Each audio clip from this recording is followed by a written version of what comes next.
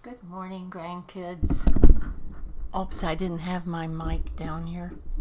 Good morning, grandkids.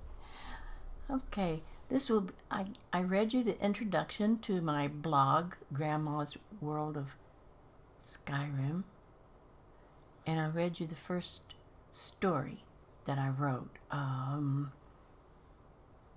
about finding a treasure. This is the second story I wrote, and it's titled A Bear Encounter. One day in Skyrim, I just wanted to wander the countryside and enjoy being outside. The weather was beautiful. It was spring in some of the lower edges of the mountains north of Riften, and the flowers were blooming and the butterflies flitting. I had been crawling through a cave for hours and needed some fresh air and sunshine. I was tired of killing things and bandits.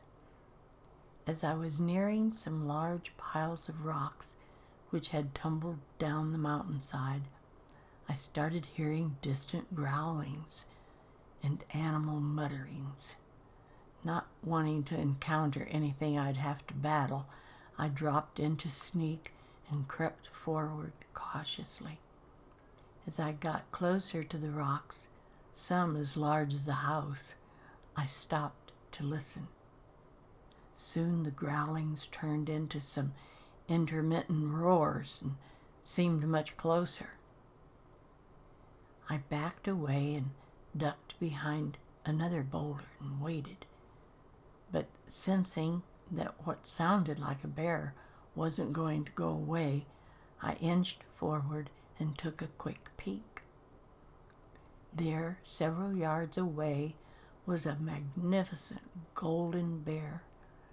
These creatures can be quite breathtaking. They are so big and beautiful. Well, and frightening if encountered face to face. I watched to see what he was trying to intimidate and saw a mage trying to attack him with ice spikes. I didn't know from this distance if this was a good mage or an evil one, so I really didn't know who I wanted to win at this point. But since this was the bear's territory and all he was doing was trying to warn the mage away, I was leaning on the side of the bear. The bear gave the mage every chance in the world to leave his territory. I noticed they were quite close to a cave opening, which was no doubt his habitat. Finally, the bear had been threatened enough and was losing his temper. He made a run at the mage, who ducked behind a rock. The bear kept going and rounded the rock and attacked. By that time, the mage was running out of magic and had no defenses left. The bear's jaws clamped down on the mage, and soon it was all over.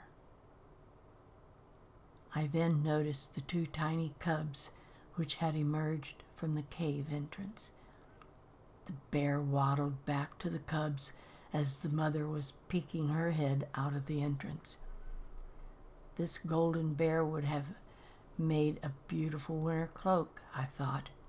But no, he has a family who needs him, and he has done me no harm, and he rid the world of another, no doubt, evil mage.